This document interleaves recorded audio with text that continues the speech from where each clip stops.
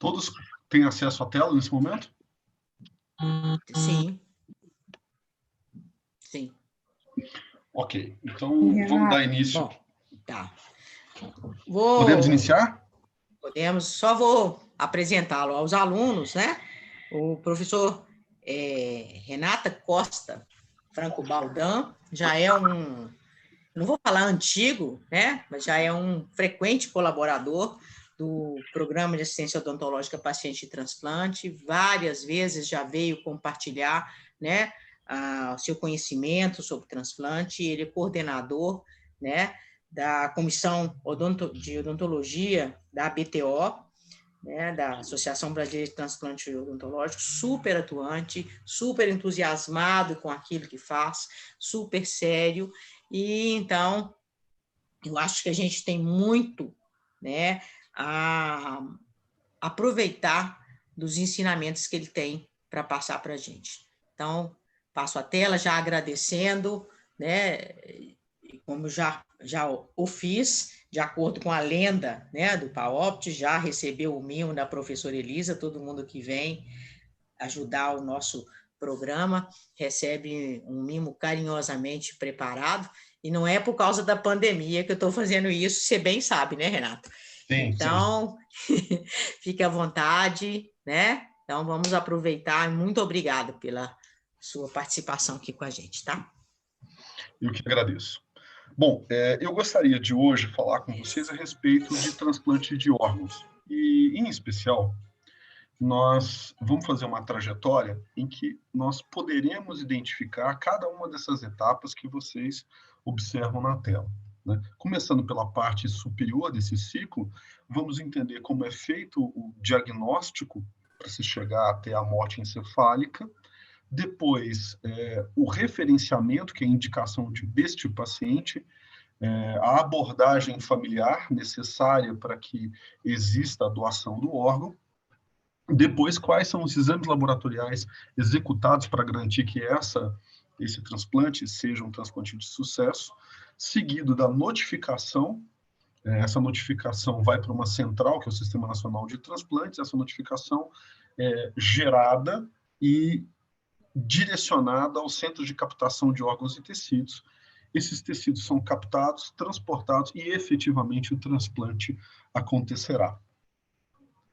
A morte encefálica é caracterizada pela ausência de perfusão de sangue cerebral, ausência de atividade ou ausência de atividade elétrica cerebral ou ausência de atividade metabólica no cérebro. Nós temos uma imagem em que a árvore de vascularização cerebral do lado esquerdo está presente e do lado direito ela não surge mais na imagem, decretando uma morte encefálica. Tendo a morte encefálica diagnosticada, eu começo a me comunicar com as centrais de captação de órgãos, e esse óbito, uma vez constatado, e esses documentos devidamente registrados no sistema, eu começo a iniciar a cadeia de transplante de órgãos. O doador, que nós chamamos de doador cadáver, ele é um paciente que precisa ter uma identificação em um registro hospitalar, né? A causa da morte encefálica e do coma precisam ser claramente determinados. Esse paciente precisa estar em uma temperatura superior a 35 graus. O sistema circulatório dele será mantido. Então, é um doador. Apesar de ter a morte encefálica, o coração estará batendo, estará funcionando, ele terá perfusão de sangue, obviamente de forma artificial, né? E terá respiração também de forma artificial, para que esses órgãos não se deteriorem e eu tenha tempo suficiente para fazer a captação. Esse paciente não pode ter utilizado drogas depressoras do sistema nervoso central e ele não pode estar em estado de hipotensão. Por que nós precisamos preservar esse corpo com essas estruturas de circulação, né, o coração batendo e os pulmões funcionando? Porque, oxigenando esses tecidos, eu tenho prazos, né? Como vocês podem observar, coração, por exemplo, né? Logo após a parada cardíaca desse indivíduo, que eu vou mantê-lo em morte encefálica, né? Vou mantê-lo dentro do hospital, mas vai chegar um momento em que esse coração vai parar. Quando esse coração para e eu inicio o processo de captação dos órgãos, né? É um processo cirúrgico, eu tenho, no caso do coração, de 4 a 6 horas para realizar esse transplante. No caso dos pulmões, também de 4 a 6 horas, rins até 48 horas, fígado 12 a 24 horas, pâncreas também 12 a 24 horas, e no caso dos ossos, que são tecidos, né, e tem muito pouca celularidade e também podem ser armazenados sob congelamento, então eu consigo que esse tecido seja submetido a um prazo muito superior, né? Então, 5 anos após, eu ainda posso fazer um transplante de tecido ósseo. Quem pode se beneficiar com um transplante? Né? No caso dos indivíduos que são portadores de cardiomiopatias graves, né? Doenças de Chagas, isquemias cardíacas e uma série de outras miocardites, né? Serão beneficiados com o transplante de coração. No caso do pulmão, as doenças pulmonares crônicas, né? A fibrose, efizema, fígado, a cirrose hepática, as hepatites, né? São mais comuns. Os rins, os portadores, os renais crônicos, né? Os portadores de insuficiência renal crônica. Pâncreas, os diabéticos que tomam insulina. Córnea, os portadores de ceratocone e algumas infecções e traumas na córnea. Medula óssea, os pacientes oncológicos, né? Leucemia, linfoma, aplasia medular. E no caso do osso, os pacientes com perdas ósseas de cistos, tumores, ou que tenham necessidade de colocar implantes, por exemplo, que é muito comum na nossa área, né? Pele, os pacientes com queimadura. Nós entendemos que é possível também ser doador em vida, mas existem restrições, obviamente, né? No caso do rim, é possível ser um doador em vida. No caso da medula óssea também. Fígado, apesar de ser uma cirurgia menos comum, também é possível. Pulmão, em situações muito especiais, é raríssimo. Pâncreas também, em situações muito especiais, muito características, é mais incomum. Bom, quando a gente inicia esse processo, nós temos que fazer uma triagem desse paciente, né? Hoje em dia, para que você doe órgão, a primeira coisa que você precisa fazer é conversar com as pessoas, com seus familiares. E quando você morre, quem tem o poder de assinar os documentos e validar esse processo são seus familiares. Então, o primeiro passo que a gente precisa é dizer para todos os nossos familiares que nós temos esse desejo. Esse assunto precisa ser debatido em casa, né? No domingo, na hora do almoço. Todo mundo precisa ficar sabendo desse desejo, esse desejo merece ser respeitado. Mas, mesmo que você deseje fazê-lo, será necessário que você preencha certos requisitos, né? Bom, nós temos 2 padrões de doador vivo, como eu já mencionei, o doador vivo e o doador cadáver, né, coração batendo. O doador vivo, ele oferece riscos também de transmissão de doenças, né? É um paciente que nós conseguimos fazer o segmento controle dele, ou seja, eu consigo controlar esse paciente com mais facilidade, e ele é um doador que ou doa um órgão único, no meu caso do rim, ou doa parte de um órgão, por exemplo, como no meu caso do fígado.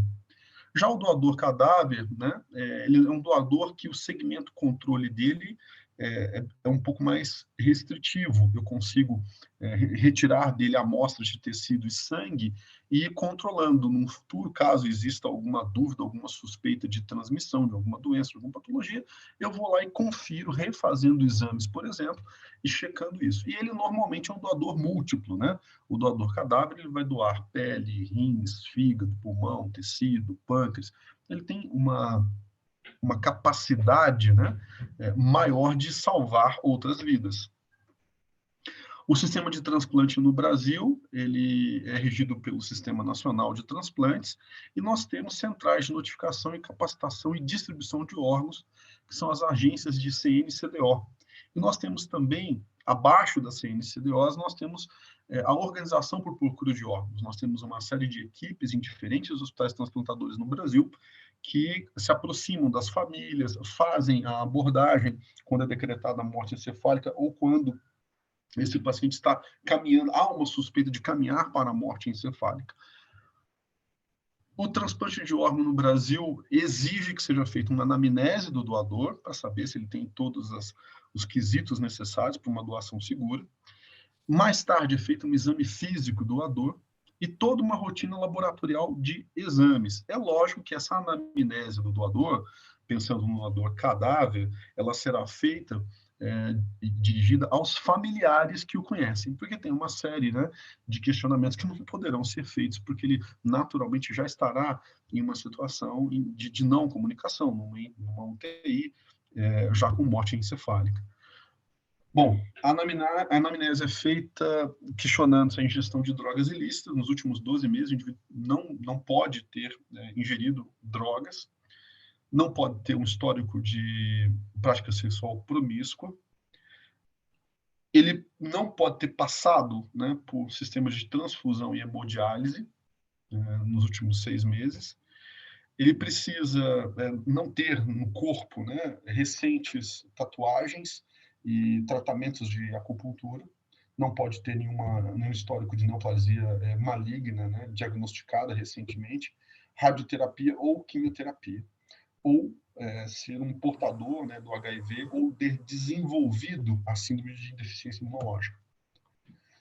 As enfermidades neurológicas degenerativas também impedem, são impeditivos, doenças autoimunes, insuficiência renal crônica, tuberculose ativa ou passada, grandes queimaduras, malária nos últimos 36 meses, doenças osteometabólicas, doenças de natureza endócrina, e aí entram também as situações graves de diabetes, que é o mais comum, transplantes de córnea ou dura mater recentes, infecção, hemodiluição acima de 50%. Né? O volume corpóreo, né, de sangue diluído abaixo de 50% nas últimas 48 horas. E se ele recebeu alguma vacina nos últimos 12 meses. Se ele teve hepatite, qualquer hepatite, a não ser a hepatite A, que é autoimune, nos últimos 12 meses, ou se, mesmo sendo a A, se teve um comprometimento desse fígado, fica sob suspensão, é necessário fazer uma análise profunda para saber se esse fígado poderá ser doado ou não. A idade limítrofe varia de órgão para órgão, mas os intervalos estão entre 10 a 70 anos. A causa-morte precisa ser esclarecida. Se eu tenho dúvidas em relação a isso, eu também não consigo me tornar um candidato doador de órgãos e tecidos. É feito um exame físico, onde se procura lesões sugestivas de doenças sexualmente transmissíveis, tatuagens, adereços corporais, aí entram os piercings, os brincos, e maquiagem definitiva, que são, na verdade, tatuagens, né? Cicatrizes anteriores ao evento da captação do órgão, que não foram identificadas, lesões sugestivas de sarcoma de Kaposi, lesões pontiformes ou pérfuro-cortantes, aí, logicamente, isso pode estar associado ao consumo de drogas ilícitas, icterícia, hepatomegalia ou linfadenopatia difusa em qualquer região ou regiões do corpo. É necessário que sejam feitos, além dos exames físicos, uma série de exames laboratoriais, sempre coletado 20 mililitros de sangue, e esses exames são repetidos, né? São coletados mais do que 20 mililitros, mas coleta-se 20 mililitros num primeiro momento para um seriado de exames que nós vamos falar sobre eles aqui. E esses exames são repetidos 180 dias como duplo controle. São pesquisados HIV 1 e 2, HCV, os testes para hepatite formais, doença de Chagas, toxoplasmose, citomegalovírus, sífilis, PDRL, né? Testamos também, hoje já foram suspensas as captações de tecidos e órgãos. Só um momento, por gentileza, eu tive um pequeno problema no computador. Um momento, por gentileza. Pronto, consegui retornar aqui. Hoje já está sendo sugerido a inclusão de novos testes, né? Testes que estão vinculando algumas doenças virais, provavelmente os testes associados ao COVID também serão exigidos. As etapas de pré-transplante, elas são 4 etapas que correspondem à captação e à ablação dos tecidos. Eu vou explicar exatamente o que é isso. O processamento desses órgãos e tecidos, a estocagem e o transporte e a distribuição em todo o território nacional, de acordo com a necessidade, né, de cada região. A captação e a ablação, como eu havia dito, o hospital notifica através das centrais, eu me dirijo, vejo que eu tenho ali a possibilidade de distribuir esses órgãos, toda essa logística é definida, mas alguns tipos de órgãos e tecidos precisam passar por ablação. O que é isso? Eu preciso desconectá-los de vasos e nervos, eu preciso desconectá-los de fáscias musculares, de planos anatômicos, para que eles possam ser processados, né, soluções específicas sejam injetadas nesses órgãos e tecidos, para que eles sejam transportados. Bom, nós vamos agora acompanhar na prática o que acontece, né? Uma equipe de cirurgiões transplantadores, normalmente essa equipe possui um cirurgião bucomaxilo. Esse indivíduo entra no centro cirúrgico. Esse rapaz foi o doador, né, múltiplo de órgãos. Ele havia sofrido um acidente de uma carroça e faleceu. Teve a morte encefálica decretada. Ele é levado, então, ao centro cirúrgico, após a liberação da família. Ele é levado ao centro cirúrgico, ele recebe exatamente o mesmo tratamento que um paciente vivo. Vocês estão vendo todo o processo de desinfecção que nós estamos observando. Se vocês observarem mais atentamente, há aqui uma cicatriz. Essa cicatriz corresponde à retirada dos órgãos sólidos, né? Fígado, pulmão, rins. Isso foi retirado antes. Lembra que a gente tem um período de tempo que nós temos que observar pós-parada cardíaca. Então, retiro esses órgãos. E, por último, o que é retirado são os ossos, né? E os ossos são muito utilizados na odontologia. A odontologia faz 7,5 vezes mais transplantes de tecido ósseo do que a medicina, do que a ortopedia. A ortopedia ganha da gente em volume, porque eles acabam acrescentando um volume maior de osso, substituindo os segmentos de fêmur, segmentos de tíbia. Mas em número de cirurgias, nós temos uma responsabilidade muito maior do que os ortopedistas. Esse indivíduo agora começa a passar pelo processo de ablação, eu vou separando os planos anatômicos até que eu chegue aos ossos. Esses ossos, então, e ligamentos serão retirados, e uma vez retirados, eles são submetidos a um processo de embalagem, e aqui na parte direita do slide, nós vemos um swab. Eu inicio aqui uma coleta, tá, em vários segmentos desse osso removido, para testar para possíveis contaminações. Mais tarde, esse indivíduo ele é submetido a uma reconstrução ética. Esse indivíduo tem uma família que o está aguardando. Esse indivíduo vai passar por um velório. Eu não posso entregar um indivíduo mutilado. Ele é passado por um processo de reconstrução ética, né? Nós chamamos de reconstrução ética do cadáver doador múltiplo. E aí sim ele é entregue à família em condições de ser recebido de forma adequada. Na sequência, esse material vai em direção ao banco, né? Esse banco de ossos, ele tem uma preocupação muito grande em fazer uma série de testes em cima desse osso. Vocês conseguem observar aqui na porção esquerda do slide a nova coleta para busca de micro-organismos e testes microbiológicos. Ele é colocado numa embalagem tripla.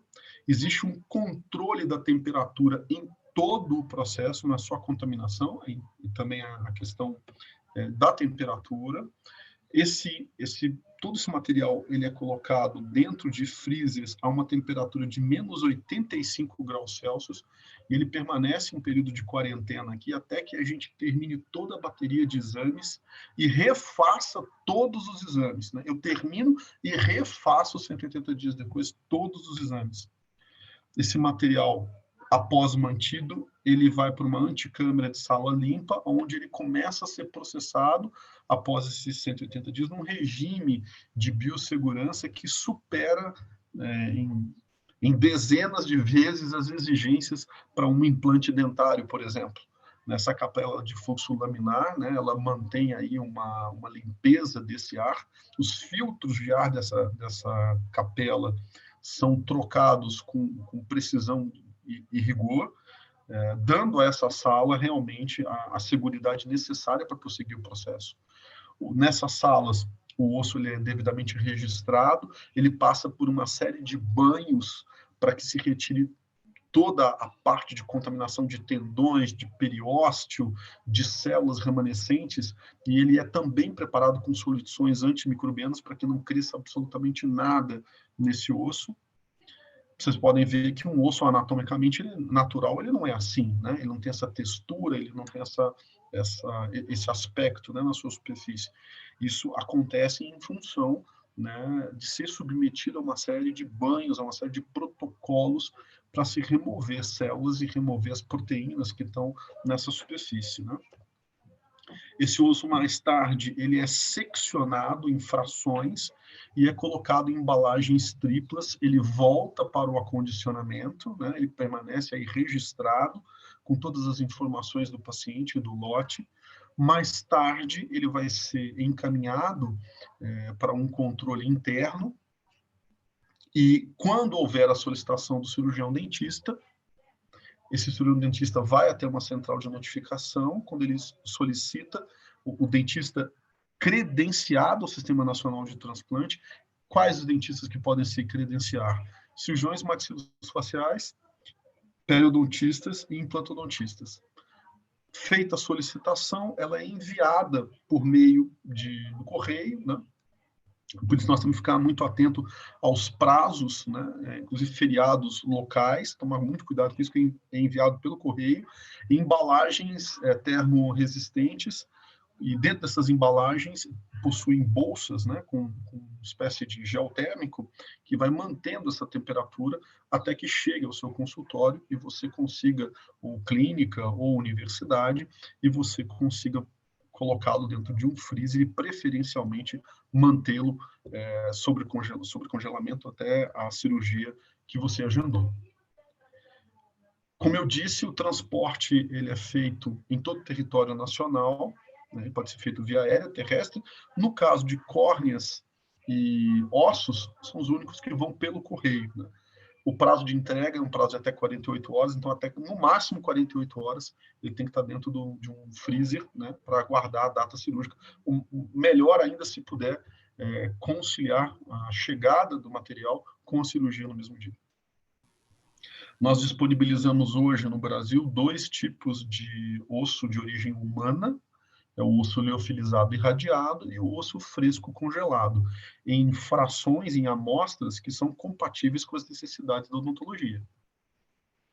Bom, mas agora que vocês percorreram toda a cadeia, né, vocês viram desde a da doação, os exames que são realizados, as anamneses, até o preparo desse indivíduo, como que são captados os órgãos e os ossos, e essa cadeia termina com o resultado final, que é a instalação do osso no paciente receptor, né? Ou a instalação do órgão no paciente receptor. Mas a odontologia ela não está ligada só exclusivamente só às reconstruções maxilofaciais que demandam, né, a necessidade de um volume, um acréscimo maior de osso para que o indivíduo possa fazer aí sua reconstrução, né, por uma patologia óssea ou mesmo para colocar um implante. A atuação da odontologia na cadeia transplantadora é muito mais ampla, é muito mais ampla. Nós atuamos no transplante de medula óssea, nós atuamos no transplante renal, nós atuamos nos transplantes hepáticos, nós atuamos nos transplantes de coração, né? E temos, né, uma instituição no Brasil, que é uma instituição multidisciplinar, que acolhe a odontologia, a medicina, a enfermagem, a psicologia, a nutrição, que é a Associação Brasileira de Transplante de Órgãos. Eu pertenço a essa instituição e dentro dessa instituição nós criamos, sim, uma comissão odontológica, né? Essa BTO, ela existe já há muito tempo, eu vou dar mais alguns esclarecimentos sobre isso, e é uma das poucas instituições que tem uma área restrita aos profissionais e uma área aberta à população. Isso é muito importante, né? A população carece de muitas informações. A BTO, ela nasce em 1987, portanto, ela tem um pouco mais de 32 anos. Ela tem um intercâmbio de conhecimento e experiência aqui no Brasil. Nós estamos toda hora nos reunindo, né? Não só nas campanhas de doação de órgão, mas também estamos hoje nos reunindo virtualmente para debater casos de alta complexidade entre profissionais. A associação, ela tem um congresso anual, é um congresso onde nós levamos os nossos avanços e discutimos os nossos casos limítrofes, e existe um papel imprescindível da BTO, que é o Registro Brasileiro de Transplantes. Todo e qualquer transplante feito no Brasil, ele é estatisticamente registrado pelo RBT. E com isso nós conseguimos medir, né, o posicionamento do Brasil em relação ao mundo. Nós somos o segundo país, entre aspas, né, perdemos só para os Estados Unidos em número de transplantes na grande maioria das áreas. A BTO, ela dá um suporte muito importante ao Sistema Nacional de Transplante, porque ela cria um registro estatístico de todo o transplante no Brasil. Ela possui um jornal bastante acessível para que a gente possa fazer publicações. Quem está na área é uma porta aberta para publicação. Dificilmente uma publicação é negada. É um jornal bastante amplo, com um perfil multidisciplinar muito interessante. E nós temos, né, a BTO possui um convênio com a Sociedade Portuguesa de Transplantação, ou seja, os nossos patrícios, nossos primos aí na Europa, né, os portugueses, eles nos trazem também informações muito importantes e essa aliança nos fortalece já há muitos anos. Bem, a BTO conquistou a opinião pública e causou essa comoção pública desde que nasceu, e grandes cineastas, grandes publicitários, eles atuaram, né, junto à BTO. O Fernando Meirelles é um deles, né, fez várias campanhas. As maiores agências de publicidade em São Paulo dirigiram campanhas da BTO para a população. E se qualquer um de vocês precisar de material para fazer uma campanha de doação de órgãos, a BTO orienta, auxilia e muito frequentemente doa gratuitamente o material para que vocês façam campanhas publicitárias. Essa é uma campanha que ficou famosa, né?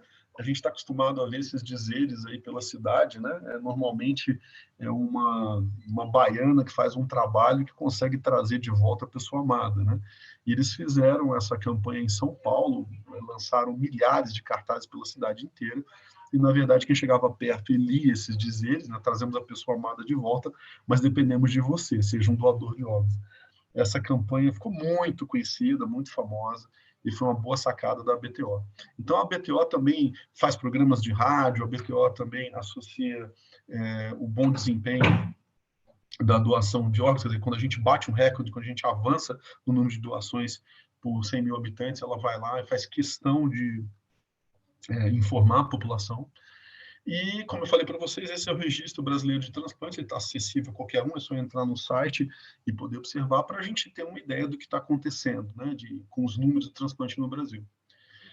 Dentro da BTO, nós temos uma comissão odontológica, é um projeto que nasceu em 2007, né, tem mais de 23 anos aí que a gente, após a fundação da BTO, que nós chegamos.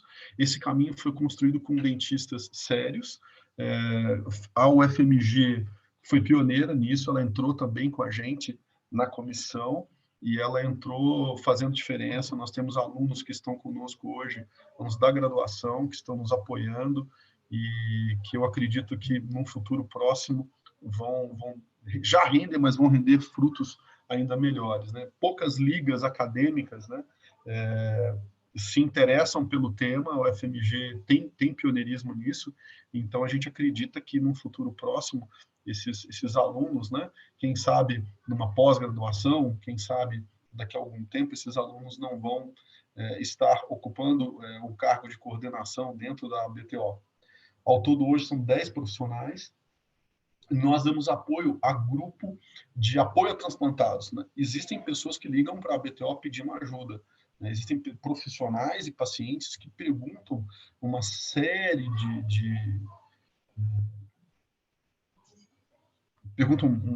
tem uma série de dúvidas, acabam perguntando muito para a gente, pequenos detalhes, coisas simples, mas que fazem a diferença.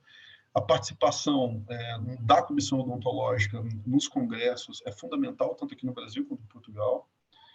E nós ocupamos, além da publicação em periódicos, nós estamos há 10 anos publicando dentro da BTO, no congresso, também na revista. Nós ajudamos esse GAT, esse grupo de apoio transplantado, respondendo essas dúvidas dos profissionais. Entramos na comissão de ética da BTO e temos a intenção também de entrar no departamento de infectologia e também estivemos no departamento de tecido. Então, realmente, sendo uma instituição multidisciplinar e de divulgação científica, a odontologia, hoje, ela é um dos departamentos, e junto da comissão, um dos departamentos mais respeitados dentro da BTO. Bom, é isso, né? As pessoas, esse aqui é um diagrama assim para vocês entenderem. As pessoas faziam contato traziam suas dúvidas para a BTO através de telefonemas, através do site, através de e-mail. A BTO recebia esse material, encaminhava para a comissão odontológica e a comissão odontológica dava uma resposta, né? Tanto a população quanto os profissionais de odontologia. E isso começou a ficar cada vez mais frequente, né? Bom, e como foi ficando frequente, a gente, só para ilustrar, a gente topava com esse tipo de problema aí. Então vamos ver.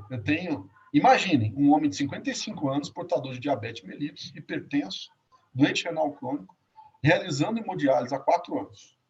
Apresenta doença arteriosclerótica, foi submetido a uma coronariografia, instalou um stent na coronária, descendente anterior, perde a acuidade visual por conta de retinopatia diabética, não completou o ensino fundamental, está afastado do trabalho, reside com a esposa apenas, mora a 30 quilômetros do centro de hemodiálise.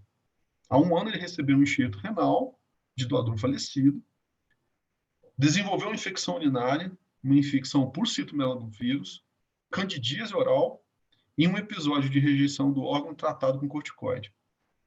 O valor atual da creatina dele, 1,75 miligramas por decilitro.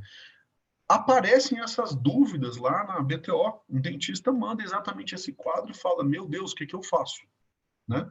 E a gente começou a perceber que tinha aí uma carência de informações muito grande, não só no transplante renal, cardíaco, hepático, pancreático, né, transplante de medula óssea.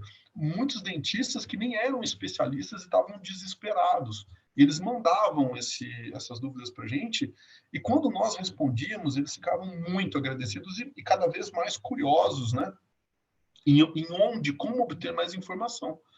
E como é que a gente fez para sanar tanta dúvida assim, né? Nós criamos um livro. A imagem que vocês estão vendo aí é um livro inédito, uma temática inédita. Nós criamos um livro para atender essa demanda, que é Odontologia em Transplante de Órgãos e Tecidos. Nós tivemos a oportunidade de lançar esse livro dentro da UFMG ano passado, e presenteamos a UFMG com esse livro. Esse livro está disponível no arsenal da biblioteca da UFMG, e temos o orgulho de dizer isso com cada um dos capítulos que são necessários para que um profissional, né, um dentista, possa, ao ler, ter tanto a visão do médico quanto a visão das necessidades, né, orais do paciente transplantado. E aí tem todos os transplantes, transplante de coração, né, como é que a gente maneja esse paciente, o acompanhamento todo o acompanhamento do transplante hepático, o transplante hepático na odontologia, pâncreas, a questão do tecido ósseo que eu mostrei para vocês, né, que é muito importante, os transplantes de célula hematopoética, ou transplante de medula óssea, e isso fez com que a gente desse uma espécie de resposta, né, à sociedade odontológica, porque até então não tinha, nós não tínhamos concentrado num livro todas essas informações. E por que a gente fez isso? Veja bem, o que mais, a pior barreira que existe, é a barreira da ignorância. O que mais atrapalha o transplante, a doação de órgãos no Brasil, na minha opinião, e na opinião de muitos trabalhos que a gente acompanha nos congressos, é que na formação do dentista, ele não teve nenhum contato com doação de órgãos, ele não teve nenhum contato com o entendimento de como ela funciona. O que é essa cadeia transplantadora? Né? A UFMG, mais uma vez, pioneira, né, permitiu esse espaço de forma acessível, né, e vocês saem para o mercado com uma grande diferenciação quando vocês têm acesso a esse tipo de conhecimento. Né? Nós precisamos fazer com que os profissionais da saúde estudem mais, e os dentistas estudem mais essa relação com o paciente transplantado, e vou dizer para vocês, a maioria desses pacientes não está dentro do hospital. Né? O paciente pré-transplante, o paciente pós-transplante, ele está muito mais fora do hospital do que dentro. Então, eu não necessariamente preciso da estrutura hospitalar para ajudar muitas pessoas que são pacientes pré-transplante e pacientes pós-transplante, ok? Bom, há muito conflito de interesse, a indústria farmacêutica, obviamente, ganha com os pacientes que ainda não fizeram um transplante, né? Um indivíduo com insuficiência renal crônica, um indivíduo com uma insuficiência hepática, ele consome, né, uma estrutura hospitalar e também medicamentos que são realmente muito caros, né? A logística de transporte de órgãos, né, não são todos os países que possuem uma logística eficiente, né? E também a presença cada vez maior de produtos sintéticos, né, para substituir tecidos vivos. É necessário que exista altruísmo, né? Altruísmo, para quem não sabe o significado da palavra altruísmo, eu tenho que me posicionar, eu tenho que me colocar na existência do outro, no lugar do outro, senti-lo e depois poder ajudá-lo. Não são todos os países em que o altruísmo é algo que é reconhecido na sociedade como um valor, né? E o déficit de conhecimento, né, dessa cadeia transplantadora, ele faz com que o profissional sinta medo, insegurança. E aí ele não trata, ele não cuida, né? E o paciente pode morrer por uma infecção banal de gengiva ou dente. Essa aí é uma pequena colaboração, né? Nós estamos no 68º lugar, né, em presença de valor de altruísmo na sociedade, né? Os Estados Unidos estão em segundo e Mianmar, que é um país pequenininho, está lá em primeiro, né? Existe uma fundação que mede isso através de um questionário específico e ela traduziu esses números para a gente, né? Nós somos uma sociedade em que o olhar para o outro, basta ver a desigualdade social que nós temos, o nosso olhar altruísta, ele precisa amadurecer e muito, apesar de que o Brasil tem um programa de transplante de tecidos e órgãos de grande sucesso. Por desconhecimento, muitas pessoas não sabem que podem ser doadores de órgão ou não se cuidam, não se preservam para sê-lo, né? Então, tem muita gente que tem uma vida desregrada, acaba ao longo da vida sendo infectado com doenças e muitas vezes esse indivíduo não se prepara, né, para ser. Ele às vezes nem sabe que ele precisaria se cuidar, precisaria se preparar para ser saudável e poder doar um órgão, né? Isso é muito importante também. As informações que nós consideramos que sejam prioritárias para dentistas, nós acabamos colocando neste livro, né, que eu havia comentado. A gente decidiu que a forma de divulgar isso realmente era através de um livro prático, né, baseado na nossa realidade. Não dá para ser um livro baseado na realidade de transplante de um país europeu ou dos Estados Unidos. Nós temos nossas limitações também. Esse livro, mais uma vez, é uma alternativa de passar para vocês as informações que eu considero que são relevantes. Então, a palestra, nosso encontro hoje aqui é um encontro de 30 minutos, mas eu tenho que ser muito direto com vocês, é um período pequeno, é um período para que a gente possa estimular a todos, para que vocês possam ter contato com essas informações, mas que vocês avancem nesse conhecimento, né, da cadeia transplantadora e o que fazer com os pacientes transplantados. E nesse sentido eu deixo aí essa imagem. O livro ele tem algumas recomendações justificativas, é um livro prático, então é para adquirir para poder usar, né? Eu vou pular alguns slides aqui e vou só deixar uma sinalização para vocês da editora. O livro é acessível tanto do ponto de vista físico, né? Você pode comprar o livro físico, ou você pode comprar o livro através de online, né? Você pode baixar o livro digital. Bom, a gente tem que parar com o efeito dominó, né? E o que eu quero dizer com isso, né? Depois que você lê o livro, depois que você entende o livro, depois que você obtém essas informações, se você se sente mais seguro, por favor, façam seus comentários, né? Vá até o site do BTO, vá até o site da editora, faça seus comentários. Não deixem de se estimular, não deixem de procurar participar de campanhas de doação de órgãos. Fiquem atentos a isso. Esse assunto é um assunto fascinante e nos últimos 10 anos tem dado à odontologia uma visibilidade que eu não vi em nenhuma outra área, né? Eu acho muito, muito, muito, muito importante a gente continuar preservando esse espaço que foi conquistado pela odontologia e que só dá para manter esse espaço com pessoas competentes, com pessoas que estudam, né? Com dentistas que têm apreço, né? Boa vontade em sentar e estudar. Eu acredito que vocês são esse público, né? porque, obviamente, vocês estão aqui nesse horário, né? Já são 10h41, vocês estão aqui estudando ao invés de fazer qualquer outra coisa. Eu encerro aqui a minha participação, agradeço a todos e fico aberto para discussões e dúvidas.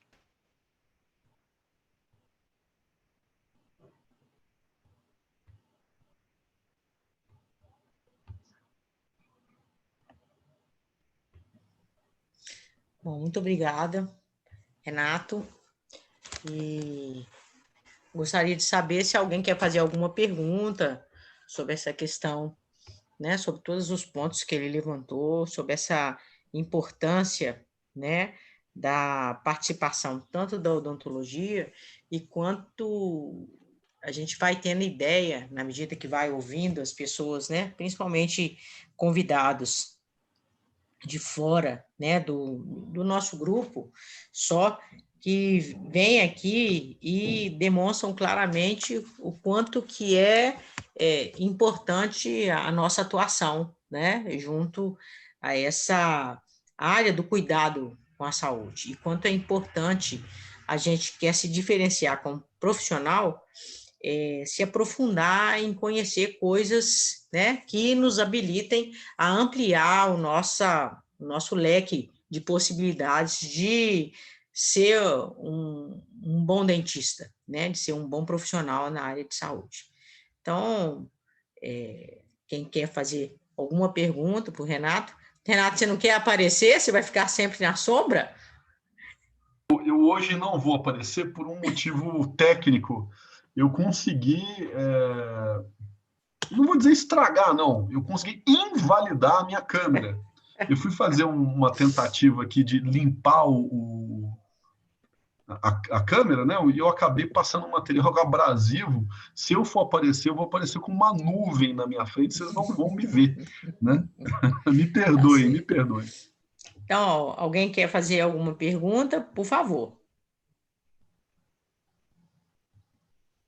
A Ingrid perguntou aqui, Renato, que ela gostaria de saber um pouco mais sobre como se associar na BTO enquanto graduanda.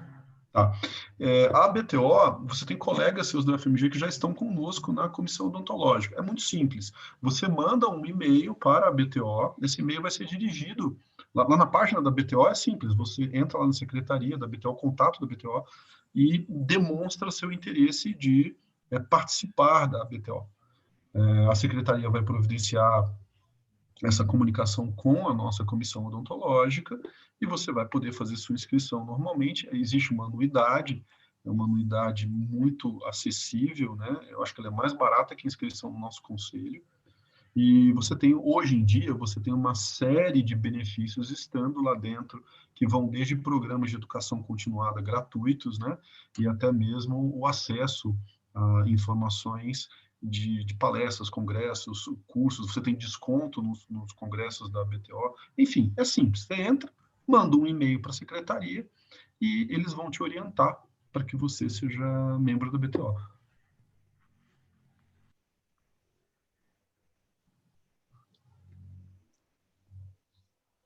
Olha, o Tiago está fazendo aqui, ó. Boa noite, professor Renato. Tudo bem? Primeiramente, gostaria de agradecer pela aula, foi ótimo. Gostaria de perguntar se você acha que ainda existe um certo preconceito dos nossos colegas médicos em relação à capacidade do cirurgião dentista em prestar essa atenção aos pacientes de transplante.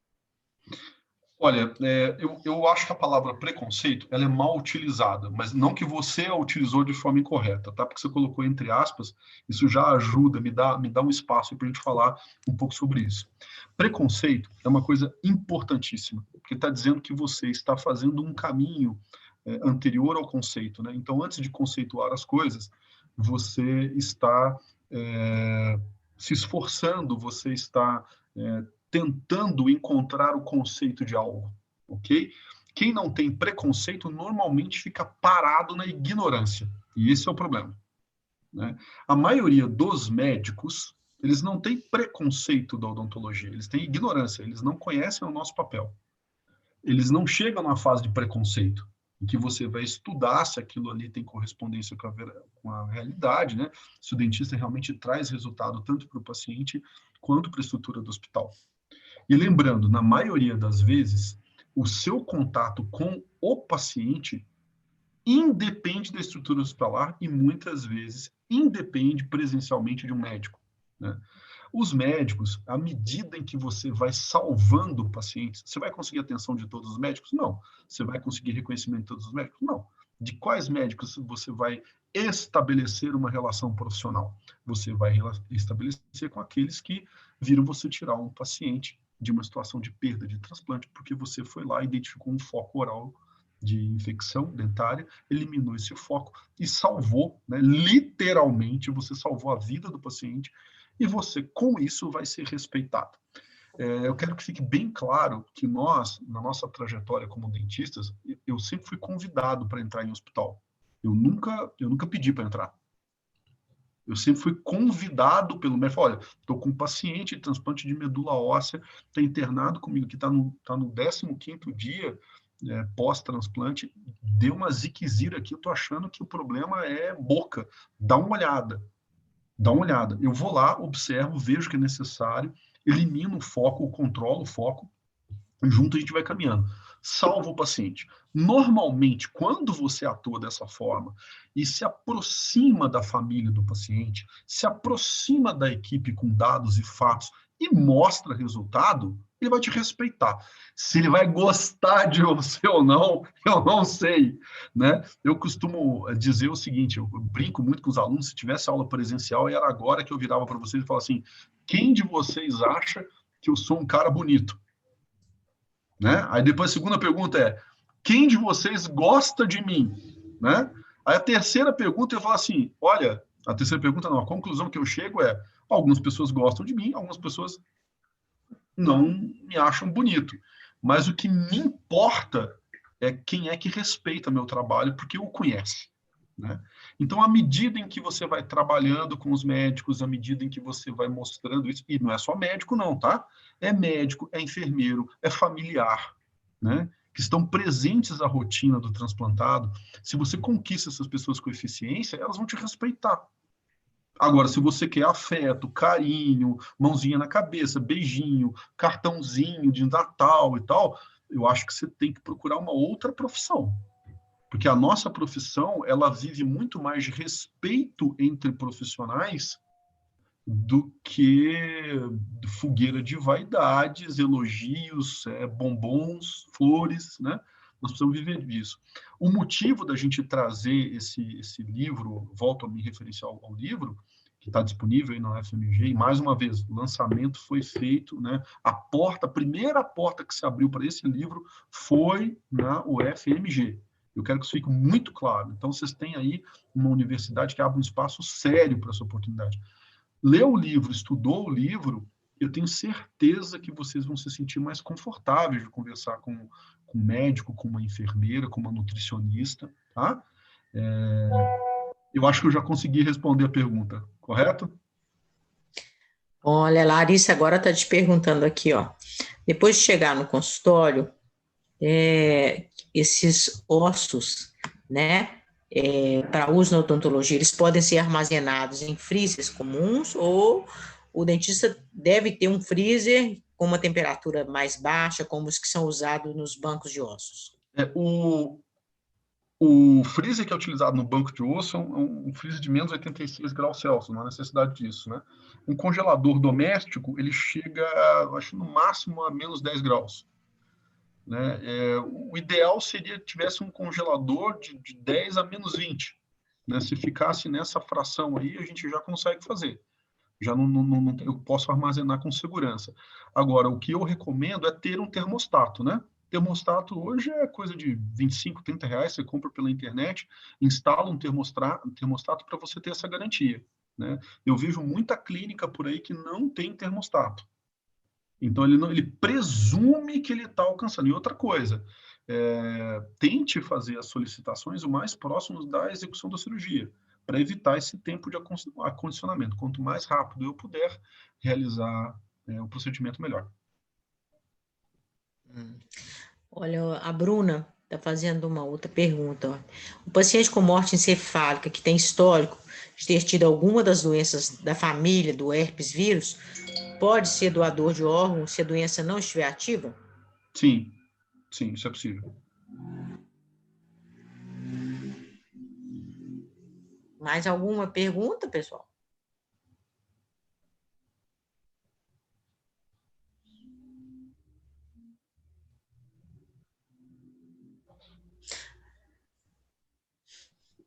Hein? Pode falar também, não precisa de só escrevendo, não. Pode abrir o microfone Se eu já não mordia quando eu estava presencialmente, virtualmente eu não mordo, viu? Pode perguntar. Bom, o pessoal está Boa noite. agradecendo. Eu vou querer falar um pouquinho. Ótimo. Pois não, Renato. Não vai ser bem uma pergunta, mas mais um Aparece o agradecimento. seu rosto também, Renato, que já fica falando fantasma para fantasma, não dá. Tá, tudo bem.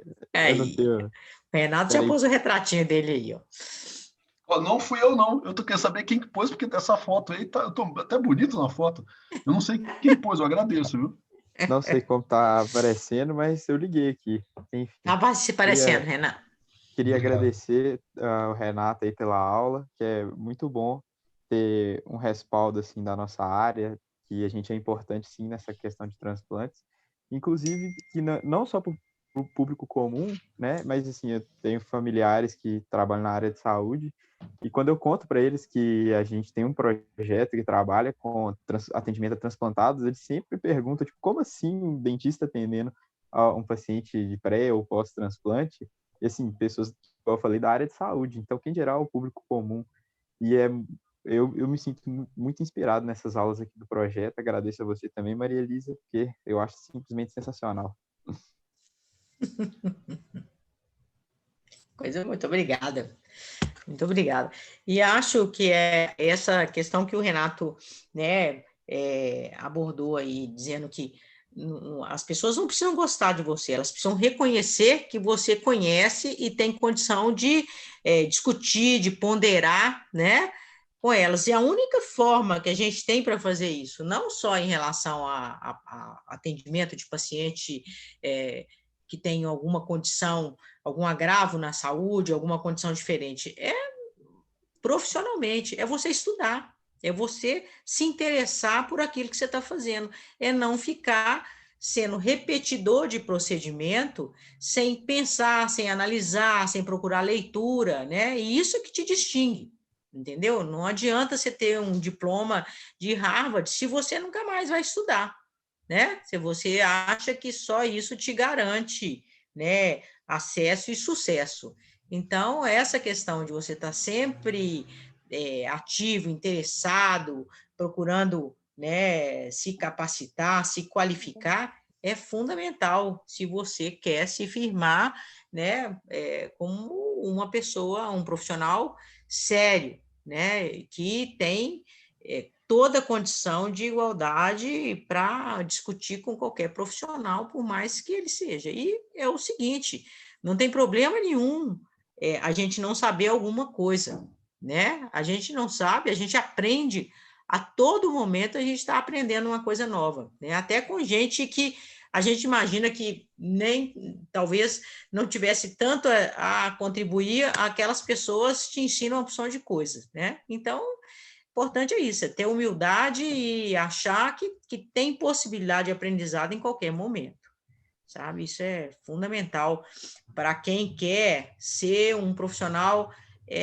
gabaritado em qualquer área, não é só na área da odontologia, na área de saúde, não. Em qualquer área, se você não estuda mais, fica muito difícil. Eu gostaria de complementar dizendo o seguinte: foquem no paciente, foquem nos estudos e no paciente. É muito comum, entra congresso da BTO, sai congresso da BTO, nós encontramos trabalhos, normalmente painéis e até algumas apresentações orais, aonde é diagnosticado que o profissional médico ele não passou por uma universidade que teve no seu conteúdo, no seu programa, transplante de órgãos, porque não possui um hospital transplantador próximo, não está ligado a isso. Eventualmente, uma disciplina de farmacologia, de imunologia, ele tem contato, né, com isso, mas ele normalmente não participa de nenhum evento associado à cadeia transplantadora, né?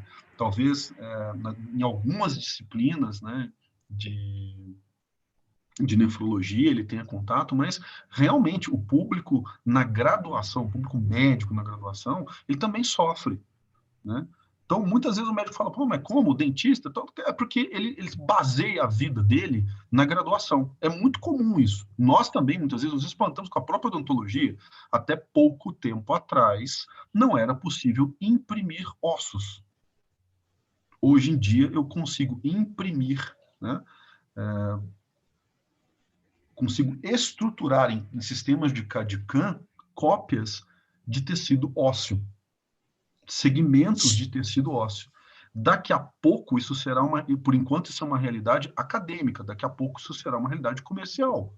Eu estou falando de 1 ano atrás, 8 meses atrás, não tinha ainda os caminhos bem definidos de quais proteínas a gente iria impregnar nesse osso. Isso já está sendo definido. Então, vamos entender que, quando eu olho para um profissional da área médica, ele não é representativo do conhecimento da área médica. Então, o caminho mais curto para a eficiência é observem os seus pacientes, doem-se a eles, façam de tudo para que vocês possam obter as informações das necessidades desses pacientes e procurar soluções através de entidades competentes, através de parcerias com profissionais que têm experiência nessa área. E não se fragilizem, né? Como a própria Maria Elisa disse, errar é humano, desconhecer é humano, e nós avançamos à medida em que resolvemos o problema. Onde é que está o problema? Está no paciente. Foca no paciente e nos estudos. Esquece o resto. Uma hora alguém fala, pô, toda vez que esse moleque vem aqui, né, que a gente entra muito novo nessa situação, não, toda vez que esse moleque vem aqui, ele resolve o problema. Ah, toda vez que esse profissional vem aqui, ah, toda vez que esse dentista vem aqui, ah, toda vez que o doutor Mauro vem aqui, quem é o doutor Mauro? Ah, é um dentista que está conosco há mais de 5 anos. Pronto, aí lá na frente, né, terminou a guerra, é que você ganha a medalha. Aí o indivíduo acabou de sair, entre aspas, ainda com a fralda suja da especialização, e já está querendo, né, colocar defeito no hospital e já está arrumando um monte de desculpas, se fragilizando diante de uma equipe. Não, calma, vamos com calma. Foca no paciente e foca nos estudos. Tem muito conhecimento para ser absorvido e tem instituições confiáveis para que vocês possam ser amparados. Bom, alguém mais? Quer alguma pergunta? Vão aparecer, o Renato não vai aparecer para a gente só a foto dele que apareceu, mas a gente precisa aparecer para ele saber que a gente não é só um nome numa tela preta. Vão aparecer aí? Para a Larissa fazer a nossa foto. Eu vou tentar, eu não sei se eu vou conseguir, eu vou tentar aqui aparecer, peraí. Eu vou tentar limpar essa porcaria, vamos ver se eu consigo aqui. Não pode falar palavrão, né? Esqueci na internet, a gente não pode falar palavrão, vamos ver se eu vou. Uai, Fred, você apareceu e sumiu? Aqui, pronto. Renato, pronto, apareceu aí. Só fica essa sombra branca aí, horrível. Mais um barbudo aí, nossa senhora, não, olha sim, só. sim, mais um barbudo. Isso é uma homenagem ao meu avô. Marcela, Thiago já apareceu, Juliane não apareceu. O Diego tá parecendo que tá numa fogueira, que só tá o rosto aparecendo, essa tudo preto lá atrás. Cadê o Henrique? Tá no escuro mesmo. Bianca. Aí a Carol, aí ó, o Pedro, esse menino vai atender paciente rapidinho, viu? Bom, Juliane, cadê você, Ellen? Aparece aí, ué. Fabiana. Aí, Fabiana, agora apareceu. Apareceu até com um estima aí. Tá bom, gente. Vamos, todos nós, professor Renato, muito obrigada pela sua participação. Hoje, essa sua palestra fecha o ciclo de palestras, né, do nosso semestre, que começou tão animado em março, e aí esses eventos mundiais nos atropelaram, né? E nós estamos aí à espera, não é de um milagre, mas é à espera da ciência, né? se desenvolver para que nós todos possamos voltar à nossa vida, né? Não sei se vai ser ao que era antes, mas a gente vai ter que fazer adaptação, mas voltar a uma vida com menos, com uma insegurança, né, menor. Não existe uma segurança completa, mas é muito importante que a gente tenha segurança para voltar. E nós, da Faculdade de Odontologia, estamos fazendo um esforço grande, né, para propor isso, uma primeira etapa de oferta de algum tipo de atividade presencial para que a gente possa ir testando aos poucos a segurança, né, para oferecer, né, uma possibilidade de estudar sem, né, se contaminar, sem ter problema para a saúde de ninguém e principalmente para não levar problema para os nossos entes queridos, né? Tem as pessoas idosas, como eu, por exemplo, tá certo? Olha, muito obrigada, boa noite para todo mundo, e a gente entra em contato pelo WhatsApp, daqui a pouco a gente vai fazer contato para ver qual que vai ser o nosso planejamento para o semestre, para o segundo semestre, tá certo? Larissa, quer falar?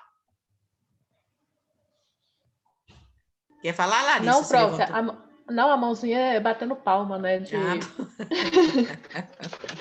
Tá certo? Então, ó, batendo palma, agradeço a vocês, né, que ficaram aqui e desejo que a gente tenha boas notícias mais para frente. Estamos todos trabalhando, né? Eu estou presidindo a comissão de enfrentamento ao Covid, a gente está fazendo reuniões constantes, o professor Enio faz parte dessa comissão, o professor Mauro, o professor Ricardo Gomes, né? A professora Patrícia Valente, membros, né, do nosso projeto, e a gente está pensando numa série de possibilidades para que, aos poucos, a gente vá testando a segurança, né, para a gente ver como é que a gente faz para colocar mais dentistas aí no mercado com responsabilidade e com o compromisso de oferecer, né, um atendimento de qualidade, como diz o Renato, focado, né, no bem-estar, na qualidade de vida do nosso paciente, tá bom? Boa noite para todo mundo. Agradeço. Boa noite a Muito todos. obrigado, viu, Renato? Muito mesmo. Você sempre generoso, né, com a sua participação aqui com a gente, tá? Muito obrigado a todos. A aluna Larissa Caputino parece que quer falar. Quem? A Larissa Caputino. Pois não, Larissa, pode falar. Ô, professora, não, eu só gostaria de agradecer pela oportunidade de participar do projeto, porque como eu não sou da Odonto, para mim foi uma oportunidade única, eu adorei, as palestras foram excelentes, assim, mesmo não sendo, algumas não sendo relacionadas à minha área e tal, eu adorei assistir todas, foi muito legal mesmo, muito obrigada pela oportunidade de participar. Ah, Larissa, muito obrigada, Renato, você que não conhece a turma toda, né, que fica pensando que a gente só tem dentista, nesse semestre você vê que a gente vai criando as coisas, né? A gente incorporou alunos, né, acadêmicos da farmácia, justamente para ajudar os alunos da Odonto e a nós também, professores, com essa questão de exames, né, de interação medicamentosa, entendeu? Com os nossos pacientes. E aí foi essa suspensão de atividade, a gente estava com todo o gás, mas vamos fazer tranquilamente, né? Então, muito obrigado, Larissa, por você ter se manifestado, sabe? Seja muito bem-vinda, né? E aos professores novos também, a Francine, eu estou vendo aí, que foi incorporada esse semestre, a Carolina Bosso, né? A Francine não, a Francine já estava com a gente há mais tempo, mas a Carolina Bosso que entrou e teve pouca oportunidade, né, de atuar lá junto com a gente, o Fred também, né, porque logo a gente suspendeu. Mas nós vamos voltar e vamos voltar com a força total, tá certo?